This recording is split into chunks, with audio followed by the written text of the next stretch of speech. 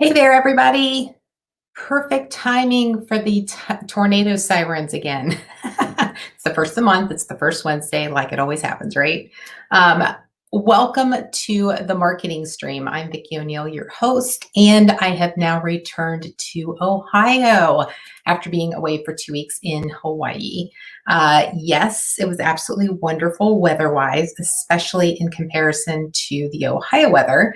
Now, I'm thankful that since we got back, it has been sunny, but it's been a lot colder. So I'm still adjusting to that. And I feel like I need constant layers to stay warm. So thank you so much for being here. If you're joining live, I appreciate you investing time and carving out time to be here live with me Wednesday at 12 p.m. Eastern Standard Time. And if you're watching the replay, thank you so much for creating time in your schedule to come here and watch the replay. I appreciate you. Thank you so much. Just want to say hi to a couple of people. I was actually in the chat ahead of time saying hello to a couple of people. We've got Andrew with Consult a Blind Guy. He is joining us today live. Thank you so much for being here, Andrew. I appreciate it. Roy, if you are still here, thank you for being here live. I know that you've got a lot of other commitments just like everybody else here. So if you're still here live, thank you so much for doing that. If not, I appreciate you stopping by before the live started and leaving a message. I appreciate the congratulatory message. We are very happy. And as you guys could see from the cover photo of this video, or for this live stream, that is my now husband in the photo. And we did take that while we were in Hawaii. That was actually taken on the Big Island at a place that we visited and I absolutely loved called the Volcano Winery. And we went there for wine tasting. And I will be happy to say that we bought 3 bottles of wine, all are gone. And we actually joined their club where we'll get 4 times a year, we'll get, I think it's 3 bottles of wine that we get to choose, and they'll actually ship it here from Hawaii. So we're pretty excited about that. So it was great wine. If you ever get to Hawaii and are on the Big Island, then I recommend visiting that location. It is the most southern part of the United States, all of the states, the most southern part of the country, the winery, I should say. They had different things labeled that way. And that just happened to be the most southern point winery in the country. So we thought that was pretty cool, but the wine was delicious. The entire vacation was awesome. And as you know, I did not have my live video last Wednesday. There was a 6-hour time difference at the time. There's been a time change since then, and they're only 5 hours behind now. But when I go live at 12 p.m. Eastern Standard Time, that makes it 6 a.m. there. And honestly, even though I'm an early bird most days, I wasn't up most days at 6 a.m. and I wasn't going to be able to do the live stream at that point anyway. I think everybody's still pretty much asleep at that point. But it was, I did go live 2 weeks ago. I skipped last week. There've been a lot of things going on in Hawaii with COVID and things being closed and changes. And we did some island hopping and how that relates to COVID. So I'll get into that here in just a minute. But there were some things that I wanted to go through today. Some of the things having to do with my trip over the last 2 weeks, just in case anyone's curious or interested in knowing how things are in different areas, because as we know, Hawaii is part of the United States, but they're completely separate. It's almost like you're going to another country, but they have got things together, and their processes and rules for COVID and traveling and what you can and can't do are working. I did read this morning on one of their sites, I think it's hawaiicovid19.org or .com, that they did have like a slight increase in cases on Oahu, which is the island that has the most cases overall, and it has been consistently that way over time. So, but it hadn't been that much. And actually, while we were there, driving on the interstate, they had the digital signs, and on Oahu, yeah, that's where it was. They were showing the numbers pretty consistently. So whenever we would go by day after day, we would see the numbers and the changes every 7 days. So it was like an average change over 7 days, like a rolling 7 days. And the first time that we saw the sign, it showed it was either 67 or 69 cases in the last 7 days. And then by the time we left, it was down to 52. So that to me meant that they were doing a lot of things right. And all of the, I don't want to say that they're headaches. They were for us traveling. But again, we went on October 16th, which is the day after they opened up travel to go back into the state. They were in complete lockdown until October 15th. And if you traveled to Hawaii, any of the locations, before or on October 15th, you were in a mandatory 14-day quarantine.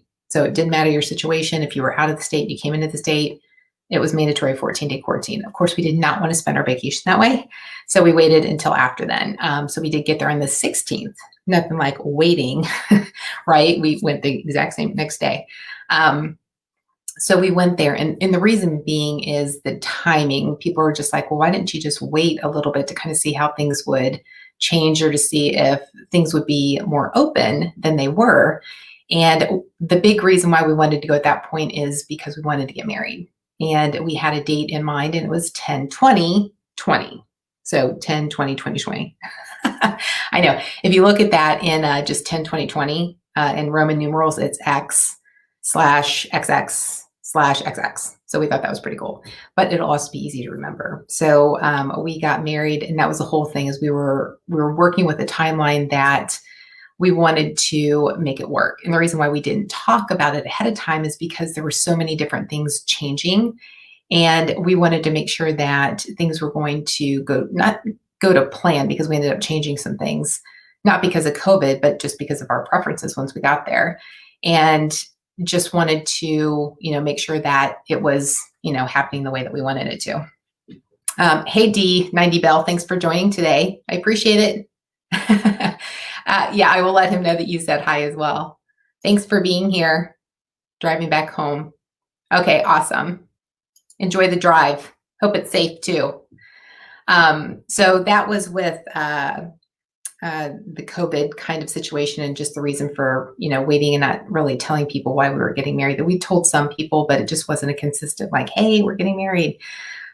So it was a little bit different for us. But the live streaming that I did 2 weeks ago, it was just more or less like, hey, I'm on Oahu, here's the situation. I kind of gave some updates on COVID, which I'll do that as well. But the one thing I noticed, and I meant to mention it that day, but I wanted to make sure I mentioned it this time with live streaming, is that I live streamed from my phone, which you can tell now I'm not doing that from my phone. Now it's my laptop. Here's my phone. And so I was like, okay, I'll just do the live stream from my phone, no problem. So I got into YouTube to do my live stream directly from YouTube, which you could do way back when. I'm not sure if I still have that video on there or not. In fact, when YouTube announced that you could do live stream, I got on there for like, I don't know, maybe a minute, if that. I wanted to test it and make sure that, because they said it was open to everybody. And with most things new, they roll out. It's always, for, I think at this time they were rolling new things out for like Instagram. It was like, or Twitter, you had to have, 10,000 or more followers. So I wanted to test it, and I got on YouTube, and I'm like, oh my gosh, I can actually live stream here. And, I don't have that many followers. So I'm sure the video is still out there, but I just don't know if it's probably not, I forget what they call it. It's just not identified. So you may not be able to find it. But so I did try, you could live stream directly from YouTube. 2 weeks ago, when I tried to do that, I couldn't. Now it's a restriction that you have to have 1,000 followers in order to live stream directly from the YouTube app. So if you do want to live stream to YouTube, you actually have to use a third-party app like StreamYard, or if you use, Restream or any one of the other apps, you have to go through one of them in order to live stream on YouTube. I thought that was interesting. So you would think that they would have it. I don't know. I don't know why the restriction. There's so many restrictions with, the 1,000 subscribers, and I would think that they'd want to do different things to get people to 1,000 subscribers, so they would continue using it more, which is when YouTube starts to monetize, right? It just helps them out. But a lot of restrictions. I know they've started taking things away, like customizing your URL on YouTube, which luckily I've been on YouTube before that even happened. So I was able to get mine. But I know if you're new on YouTube, then in order to get your customized URL, you have to have at least 1,000 subscribers as well. So just restrictions. But anyway, so I wanted to mention that with live streaming in case you guys didn't know that. Let's see here.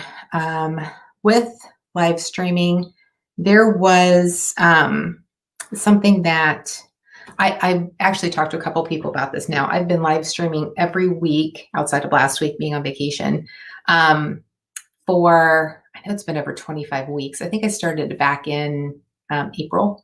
So I'm probably closer to 30 weeks in a row. And I'm probably going to cut back on how frequently I actually live stream. The reason being is I'm just not finding joy in it. It's maybe it's the timing because I go live on Wednesdays and then I have my video posted on Thursday.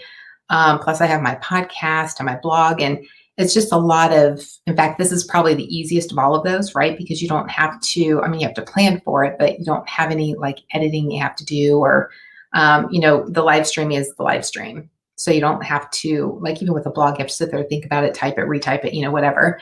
But it's just, I need to start looking at the content that I'm creating and evaluating what I'm passionate about still and what is actually creating additional opportunities for me in my business. And I'll probably continue live streaming, but I'm probably going to like take it back a few notches and not go every week. I'm still evaluating that because I'm not sure if I'm still in vacation mode where I'm just like, okay, I want to go back to Hawaii. I want to be in warm weather. The change in weather has an impact on me as well because I hate cold. So I'm going to give it another week or two and then make a decision. I know that on November 24th, which is a Tuesday, I've got my 100th episode of my podcast being launched. I've been talking about that for a while as well. So I do want to be live that next Wednesday just to kind of wrap up that week on this 100th episode of the podcast and just kind of talk about, what I've been doing and what I'm doing for the 100th episode as well. So I will probably go live through maybe the end of November, at least weekly. And then I'll either cut it back to bi-weekly or maybe even just once a month and, take it from there. So just wanted to give you guys a heads up. If you're here live, I'm not sure if anybody's here live right now. I see 0, but I'm not sure if anyone's here or not.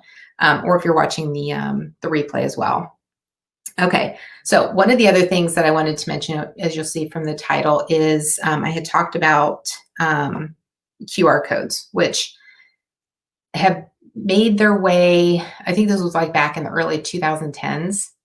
They were, kind of a thing for marketing or just in general. And they're really cool, but then they lost their edge. And a lot of people didn't find interest in them anymore. I think they were like a fad, essentially. They came and they went, and then people are like, oh my gosh, you're using a QR code. That's crazy. That's so outdated. Why? When I always thought that they were fascinating, but I can understand why people weren't using them anymore or why they kind of lost their luster, because a lot of times it was difficult for people to understand how to use them, like how to scan them.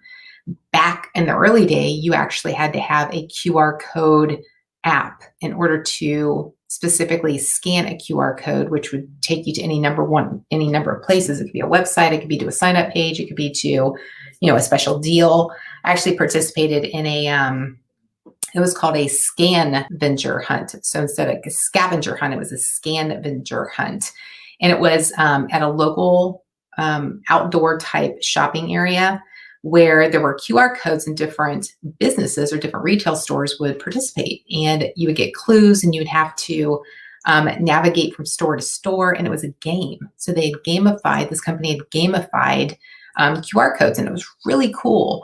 But again, this was back in the early 2010. So it's probably like it's probably like around 2010, 2012 in that time frame. Very cool. The businesses loved it. I don't think there was a lot of follow through though. I think there were some gaps in how the whole thing worked from a consumer standpoint to connecting with those businesses. I just don't think the stickiness was there based on what I can remember them using those for. But the reason why I bring this up is because when we were in Hawaii, and you guys may be seeing this too in your local areas, is that because of COVID and because of restaurants in particular not wanting to use paper menus or just their menus in general, if they're not easy to clean off or disinfect, then more restaurants are going to using QR codes so that you can scan it and go directly to their menu. So now there's no longer this need to have a menu, in your hand, that you would just scan a QR code and you'd be taken to the menu on their website or wherever it is. The good thing about that is they can change it whenever they want to, right? You can update the menu. You don't have to worry about the printing costs. So it's definitely a cost-saving way to maintain your menu. You don't have to worry about, the COVID, the germs and all of that either. So we did see that happening more. Now we did see that here whenever we went out. We've been pretty much in lockdown because we wanted to make sure we could get to Hawaii. But we had gone someplace before we left and they were using those too. But what was interesting is that I've been using the QR code. I know this makes me sound a little odd, but there's a QR code associated with your LinkedIn profile. And when we could do in-person networking events, I would use the QR code from LinkedIn and I would make it my screensaver. So instead of right now with my cat, this would actually be my QR code for LinkedIn. And I would use that so that if I wanted to connect with someone, it was very quick and easy to do so instead of going through the whole process of finding them or doing the, I forget what that, it's a toggle switch where you can turn it on and, anybody else who has that on in LinkedIn, you can then connect to them that way. So I would use the QR code from that. Since then, Instagram has rolled out a QR code to a profile, which you can access directly from Instagram. It's real easy. I can pull it up real quick for you guys. But once you're in Instagram, so you're in Instagram, okay, so this is my, it's a business one. I'm not sure if it looks different on personal or not, but in this top corner right here, you just click that and then it takes you to, you have to go to your profile first. So go to your profile first. And then in this top corner, you've got the 3 bars. So you click that and then you can see there it's got, QR code right there. So if you click that, you've got your QR code and now you can actually change the background to it too. That's been there for a while because I changed the background to mine, but that's how people can quickly connect with you on LinkedIn on Instagram. The same thing is true on LinkedIn. So if you're in LinkedIn, so this is just the main page, and you go to your profile up here, just click that. So I can't do that in. And if you go to settings, oops. I'm doing all kinds of things now. So go there and then do view profile. That's not it either. Dang it, I was there earlier. Now, where is it? So you go there, view profile in here. Okay, it's not in there. I thought it was. Account preferences, crap. All right. Well, it was easy to get to before. Oh, there it is. It's right here. So in this search bar right here, you've got these 3 little blocks. You click that. That's all it is. And then over here, it shows my QR code and you click that and then you've got your QR code. So you can scan people's QR code too from scan. It's right there. But it seems like more and more people now are starting to use the QR codes. Now, for me, I think they're more useful when you're in person because then you can connect to people more easily or just easily by scanning something. The thing that's gotten easier that I realized, and the reason why I want to bring this up, is that you no longer have to have a QR code app, like a QR code reader app. You can actually just use the camera on your phone to scan a QR code, and then it prompts you with a link that you just click and it'll take you directly to that website. So everybody has a camera on their phone, right? So you just open up the camera, you highlight it over the QR code, and then it reads it and it brings it up and you click the link that it pulls up and it takes you to whatever that QR code is supposed to navigate you to. So it's becoming a lot easier. What'll be interesting is if QR codes actually make a comeback. since it creates an opportunity to eliminate touching physical things. If there's a way to take that physical thing and make it digital, then I can see that starting to increase. But it's just, QR codes are just one of those things that's just kind of like been hanging around for a while and just kind of sitting there like, are they ever going to make a comeback? Are people ever going to really use them again? And is it going to make it easier? So it'll be interesting to see if people actually start using those more and how they actually use them, beyond a physical menu at a restaurant. How else can those benefit people? And the other thing that I wanted to mention before my last item is COVID. So if you watched my first live stream when we were in Hawaii, there were some issues and just some uncertainties with COVID, the testing, and everything else along with it. So when we were in, let me see, I'm going to make sure I'm not missing anything. Mod Squad, I'm always here. I make it mandatory on my calendar. Thanks, Andrew. I appreciate you always being here. You're awesome too. You're one of my moderators, and I love that. I don't think we've had any problems though ever since that one time that we had some crazy people, which is good. That means it's working, right? All the things that we put into place. Diana helped me put some things into place, and then having you and her here both, although I don't see her here today, but just helping out with the keeping the crazies out. I don't know, crazies, the people who are not supposed to be doing the things that they're doing. So on COVID, it was, and the reason why I'm sharing this too is that it'll be interesting to either compare notes with what you guys have been experiencing, if you've traveled at all, like on a vacation, or if you've just, if you've been going out since the lockdowns have been lifted. I know there have been some lockdowns that have been made stronger, especially over in the UK. And I think it's because the cases are getting worse. They're starting to get worse here in the US as well.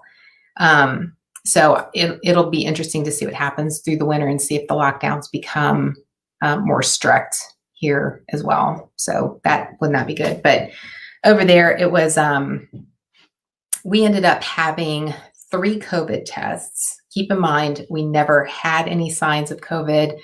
There were never concerns that we did have COVID. It was a requirement of the Department of Health in Hawaii that if you were coming to Hawaii, if you were going to be island jumping, you had to have a COVID test, and it had to be negative before you could do anything. So, and it had to be on the way there. Actually, while we were there too, they had to be taken within 72 hours. So it's not like the one that we took before we left would apply when we went to Kauai on day 10, because it had been too long. So we had to keep our COVID tests updated because we were island hopping. If we just went to one island, then it wouldn't have mattered. We just had the one test and been done with it. But we went to Hawaii in 2017, and we really liked Oahu. We liked the Big Island. And we'd gone to Maui for my husband's company event at the time. And it was all at the resort, and we were just kind of like, there's not really anything we researched that we needed to go back there for, but we both wanted to go to Kauai. So we ended up going to Kauai. So we had to have the test within 72 hours before we left. And the Department of Health with Hawaii had partnered with different locations or different brands that you had to go through one of them in order to get the test. So I think there might be 3 different kinds of tests. So there was one that we took here to get into Hawaii. Then there was another test, and I'm looking at the coding when I was looking at the 3rd test that we took. It was a different code than the second one that we had. So I think there might be one just, a standard one that everybody takes for travel. And then there was one for inter island that had a different code. And then I know that people were talking about doing like the rapid response one where you could get your responses back within like 15 minutes. That was even a different test. So I'm assuming they're different tests. I don't know if it's just how they process them or differently. I don't know the details of that, but we were, so we got the one originally to get there, which we went to Oahu first. Then to go to the Big Island, they also required a test. So we had to, within 72 hours, get a test to go there. And then there were mixed messages when we were going from the Big Island to Kauai, whether or not we had to have a test. So we ended up we finally had a direct answer, needed to have a test, but we were getting ready to leave the next day.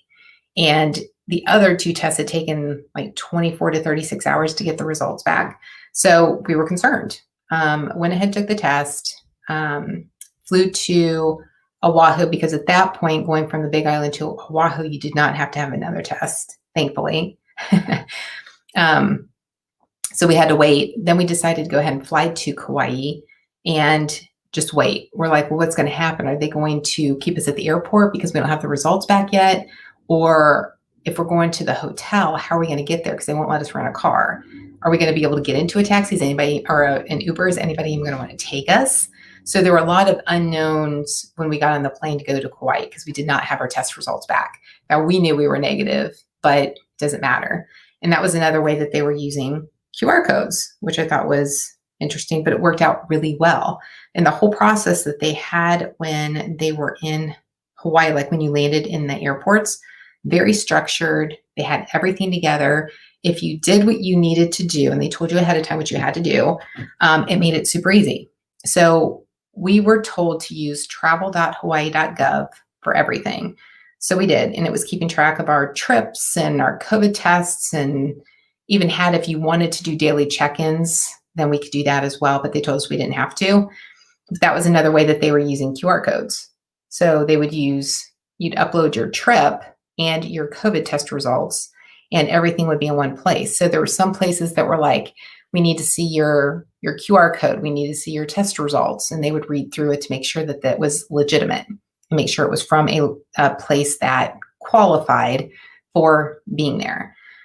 What was interesting about that, not just the travel and the COVID testing, was that they knew where we were pretty much all the time, because no matter where we went, I would say 95% of the places that we went, maybe higher, we had to sign our name, our address, and our phone number.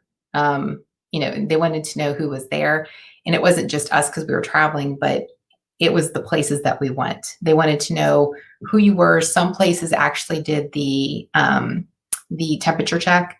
So when you walked up, before you could enter, they do a temperature check. Sometimes it was digital. You just put your face in, a digital thing, and it would scan you.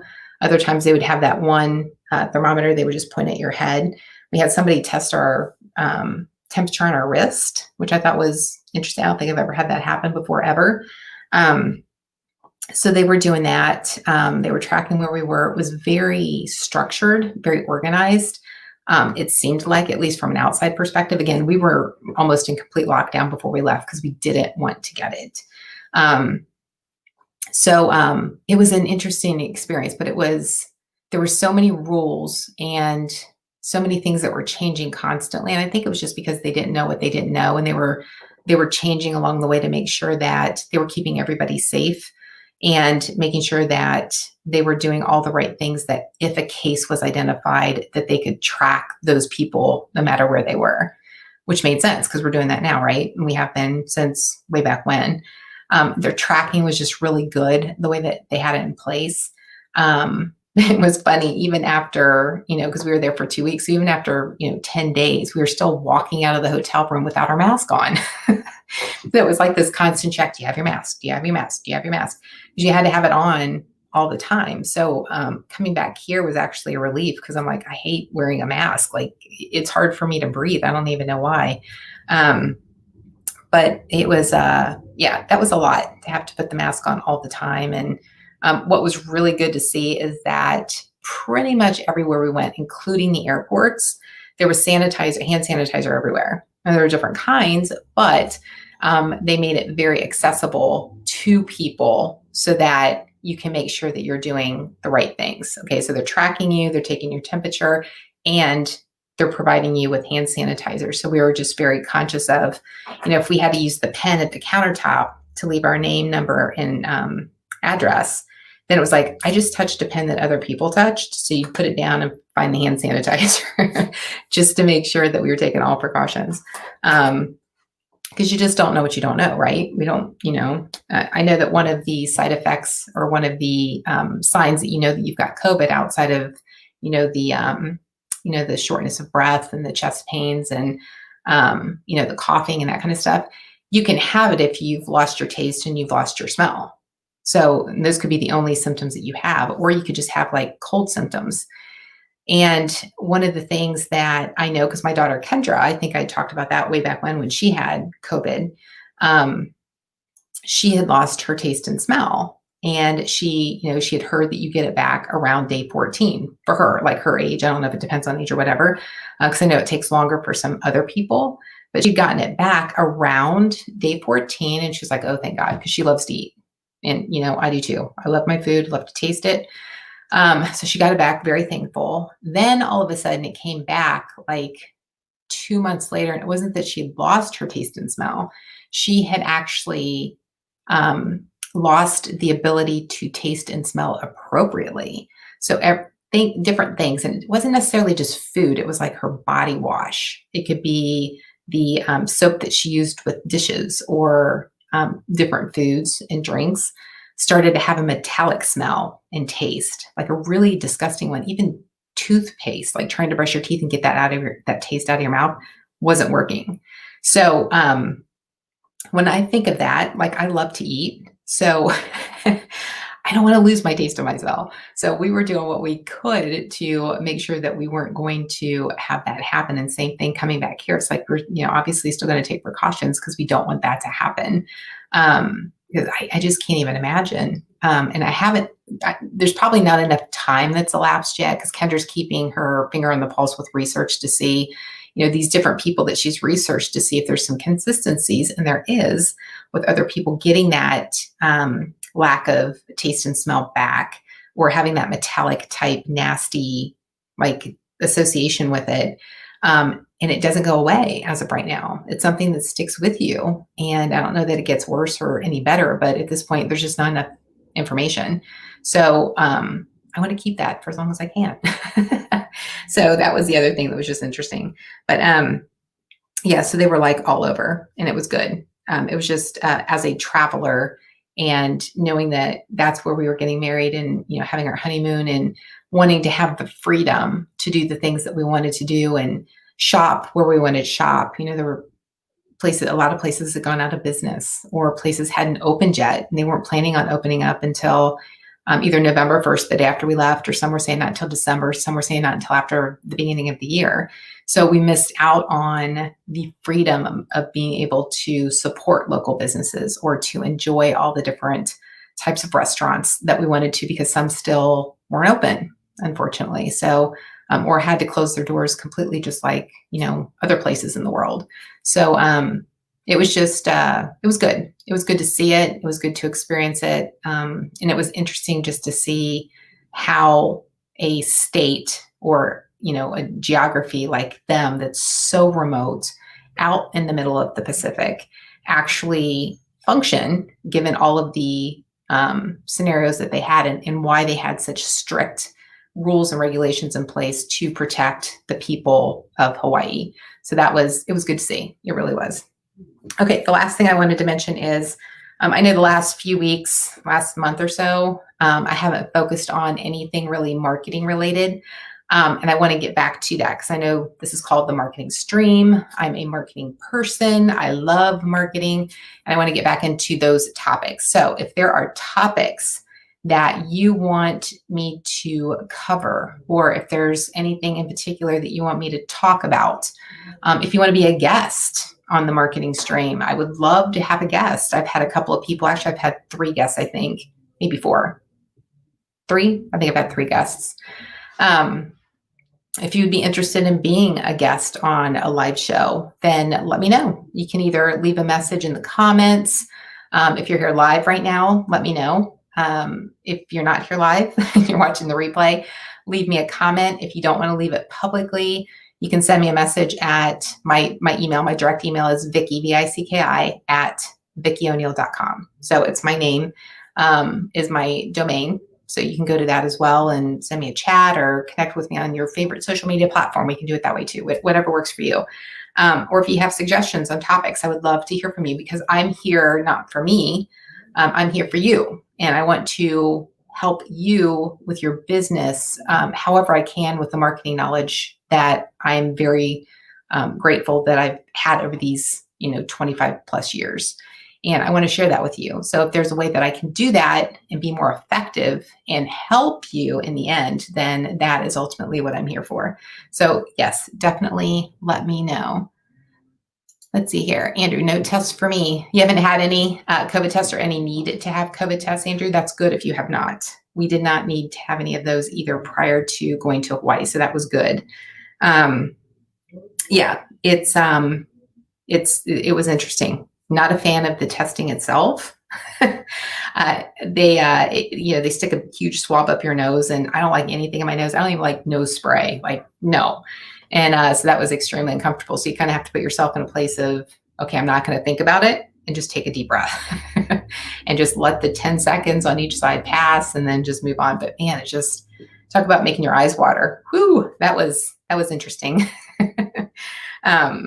So yeah, let me know if you guys have topics. If not, then I'll just pick some different topics. I know that we're approaching Black Friday and the holidays and the end of year and end of quarter. And there's going to be a lot of moving parts, I'm assuming, for everybody. If you're on a traditional fiscal year of January through December, we're, in the middle of Q4 right now. And as we approach the holidays, of course, then it's going to get more and more chaotic, and people are going to be more pressed for reaching their goals, or, hey, I thought I was going to have time for this and now I don't. So now I need help. And, those things happen. It just does, because, life happens, and it's been a crazy year, and things have had to shift for one reason or another. And that's okay.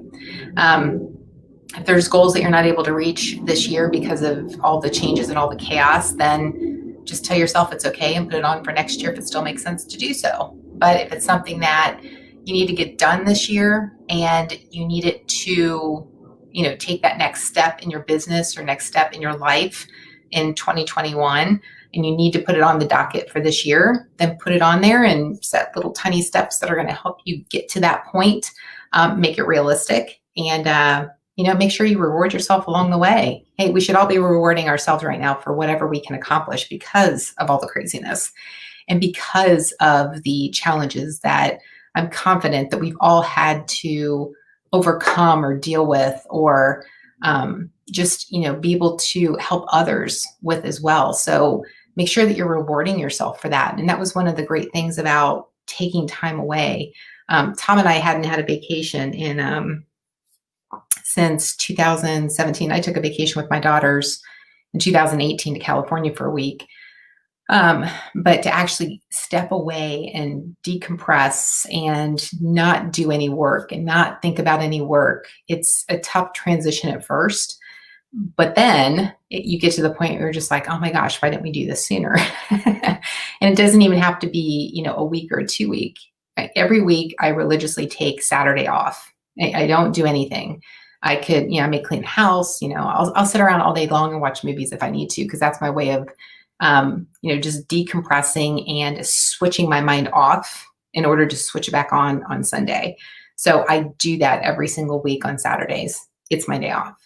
And it helps me tremendously throughout the week. So if you can do that, even if it's one day, if you can't do that and you want to designate one night, reward yourself, say for this one night every single week, I'm going to do this.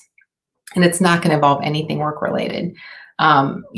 Just pamper yourself, give your brain a rest, and allow yourself the time and the space to, appreciate not just business or, life, but the people around you and the things that we have, around us to be grateful for.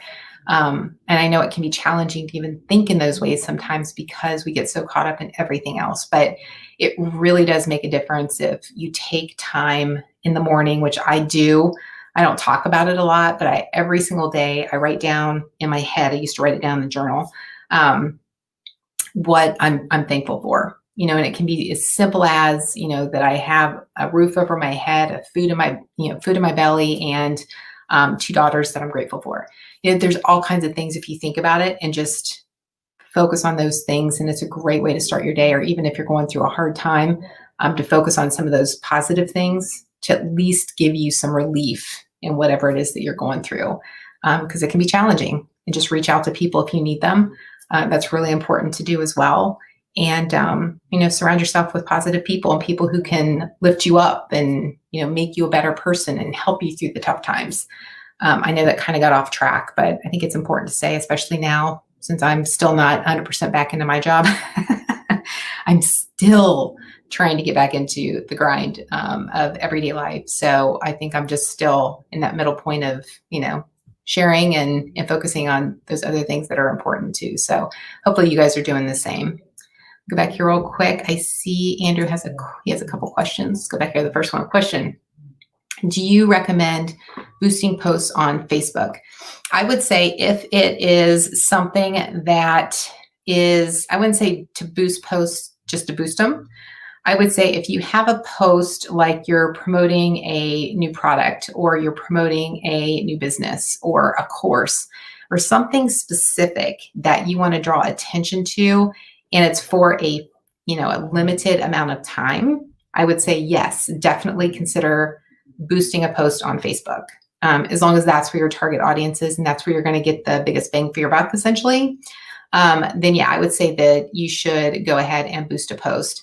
I would also say to test the difference between boosting a post and creating a sponsored ad or creating an ad on Facebook, because those are likely going to give you different results.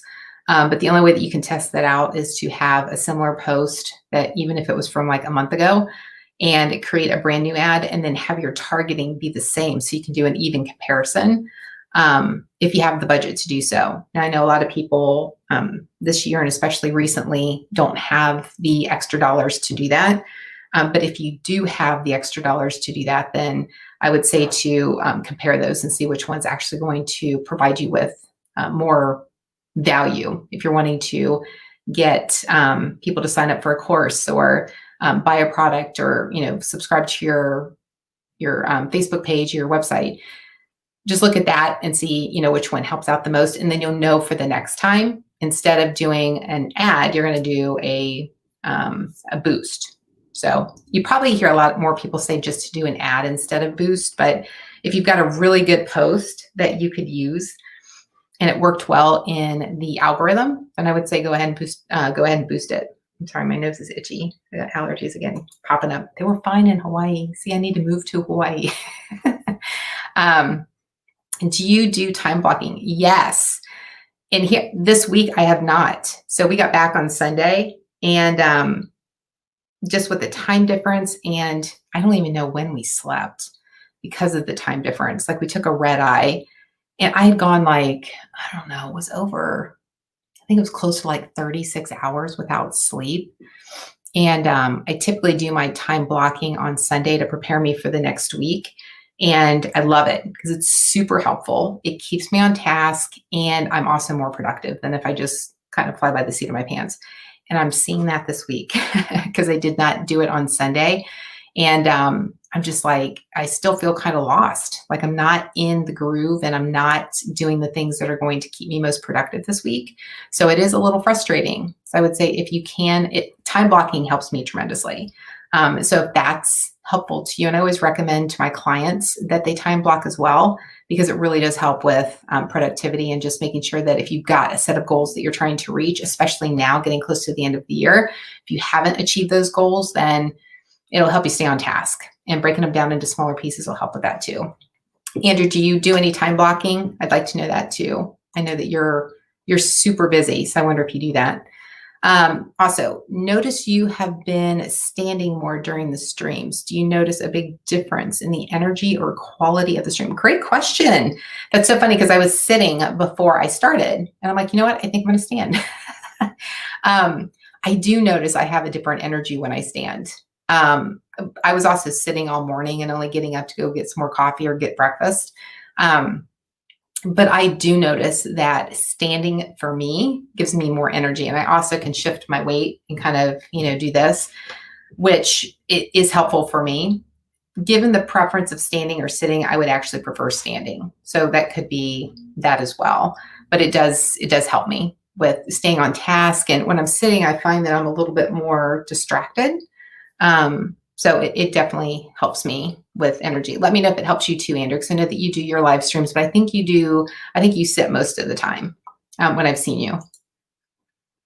Good idea. I haven't taken a break yet from working on everything. Yeah, you really should. And like I said, Andrew, you're always super busy and you're always in like different directions and you've got people on your live stream and you're attending everybody else's live stream. I don't know how you do it. You definitely have your plate full. So if you do take a break, I think you'll find it refreshing, even if it's for, a few hours at night, just to give yourself that break and say that it's okay.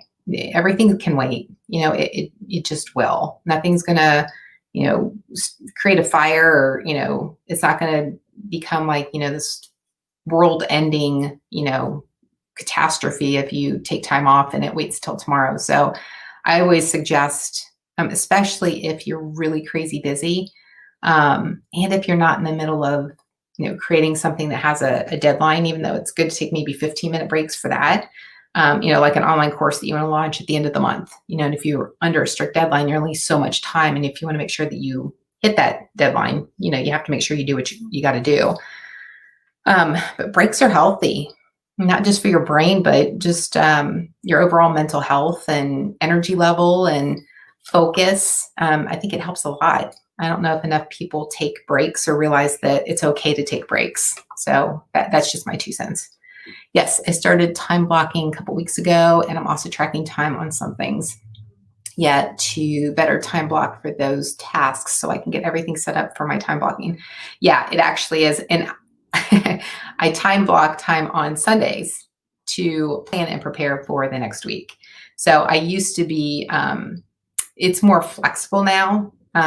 Since I moved in with Tom earlier this year, I used to have it more structured, and I would do it earlier in the mornings when I knew that he wouldn't be up or, active and doing things yet. But now that we're in the same household, I kind of have some flexibility around that. I'll take like 2 hours, usually like early afternoon, to do the time blocking for the upcoming week. And it's just like a solid 2 hours. I'm not on my phone. I'm not looking at anything else. I just have to tell myself to focus and get it done. And it really does make a huge difference when I do that. Absolutely. I'm sitting for my streams, but I'm considering to try standing to see if there's a difference.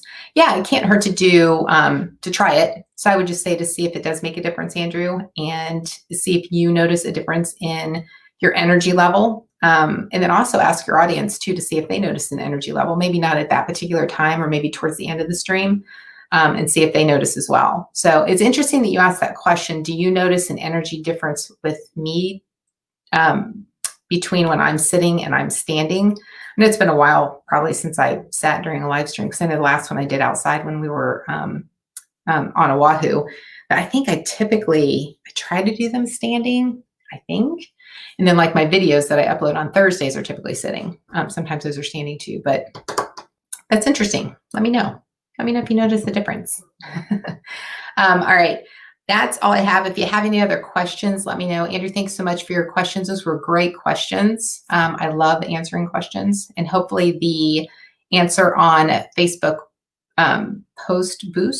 boosting posts, I don't know which way it sounds better, was helpful. If you do try that, let me know what works for you. And if you just boost a post, I'd be happy to know. I'd really like to know what the results are on that as well. It's always good to know, right? It just helps us all learn and know what to do in the future. So, all right, if you guys don't have any other questions, I'm gonna wait here just a second, because I know there's a little bit of a delay between me asking a question and you guys, the response coming through. I know you guys are pretty quick to respond, but for some reason it takes a minute for it to come through on StreamYard. So, that'd be interesting if maybe I should do something on like a live stream on Facebook. I know I'm not on there a whole lot anymore. I had to minimize the amount of time I'm spending on all these different platforms, because if you're spending all your time on platforms, you're not really working on your business, right? So it's finding that balance between investing time on the platforms to promote your business, but then also working in your business, right? And I think that's a challenge a lot of us find. Let's see here. Do this one. Yes. Okay. So I think you have a bit more energy and you seem more focused on what you're talking about. Yeah, I think so too. Yeah, that's the exact same way that I feel. So that's good that comes through. I'm glad that that's coming through. Awesome.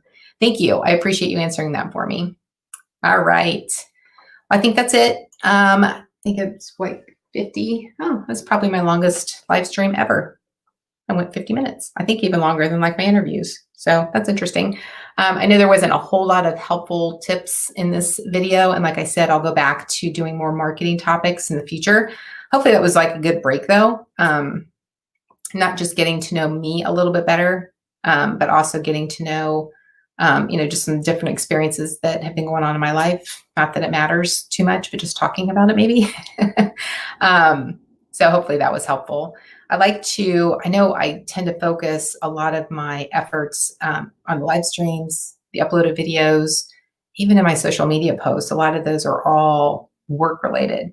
And I want to try and do more that gets more of me coming through in the videos and just in my information altogether. So I'm trying to do that more. It's hard for me to do that though, because I just like to focus on work. It's an interesting balance that I'm trying to create here. I'm very much work focused anymore ever since my daughters left the nest, and it's just me. I have a lot of time. I don't have the restrictions of time with kids and other schedules and stuff like that. So I think that's probably why I just get so focused on work that I just stay there. So now that I'm aware, the self-awareness piece of that, I am trying to incorporate more about me and trying to include maybe more stories in what I'm doing. Per my friend that was here a couple weeks ago, Teresa Franco Macaro, she's a great storyteller. I think I mentioned that during that live as well. So trying to do that more as well. I think it'll come through eventually. I have to get back into that mode. All right. Well, thanks so much. Andrew, thanks so much for being here and being so engaged. I appreciate you. I appreciate you being here and having it on your calendar and showing up religiously. That means the world to me. So thank you very much for doing that. I hope you have a wonderful rest of the day and wonderful rest of the week. And not to work too hard, catch up on your rest from the jet lag. Exactly. I'm still trying to do that. All right. And until next time, make today great. Thanks, guys. Thanks for being here. I appreciate it.